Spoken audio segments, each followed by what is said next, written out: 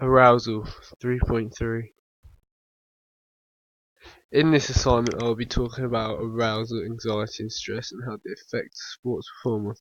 I'll be covering different theories and analysing them to see which one makes more sense. So there's three different theories for arousal in sport. We have drive theory, inverted U theory and catastrophe theory. Drive theory is seen to be the weakest theory to explain arousal in sports because there is little information and is too vague. It suggests that there is a direct link between performance and arousal. As performance goes up, so does arousal. It states that when your arousal level increases, so does your performance. For someone who is highly skilled, the graph is perfect because they know a lot about the sports and they are much better at it than a novice.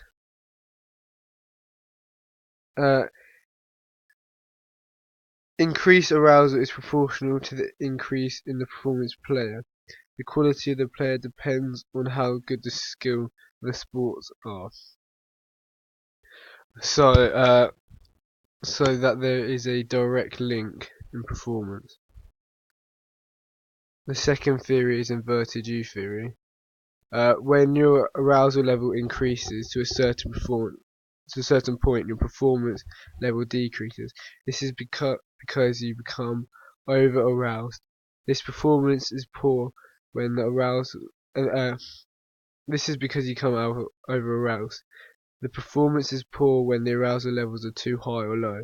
If it is too low, then you're under aroused, and if it is too high, you are over aroused. When playing a football match, if you woke up that morning with low motivation and really didn't want to play, when you're on the pitch this could lead to you being under aroused. If you can't be bothered, then you're not going to try, and when you don't try you can't be at your best, so your performance decreases. If you were up for the game and had a high level of drive to win, it could lead to you being over aroused. For example, a defender may be going into tackles too hard and giving away fouls because they really don't want the other team scoring. This is where their performance decreases because instead of playing football, they're just giving away fouls and not playing the game properly. As arousal increases, so does the quality of performance. Midway on the graph, as you can see by the picture, there is an optimum point. This is believed to be where the performer is at their best because they are not under or over aroused. However, this point is different for everyone because if you are under aroused, your difficult to direct focus attention field is wide and information is overload.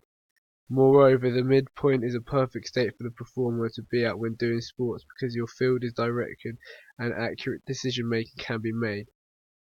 If you are over aroused, then you are high anxiety and learning and performance is limited. There is a narrow field of concentration and could be a state of panic. There are flaws to this theory because there is a smooth decline after the optimum point, because when you're over aroused you will be more likely to have a sharp decline in sport. An example that will help explain this would be if you became over aroused and you do an illegal tackle in rugby because you're over aroused. This is an instant drop in performance because it doesn't show good performance because you're not helping the team out, you're just giving away a penalty which helps the other team out. Next theory we have the catastrophe theory. This theory is a more advanced version of the inverted U.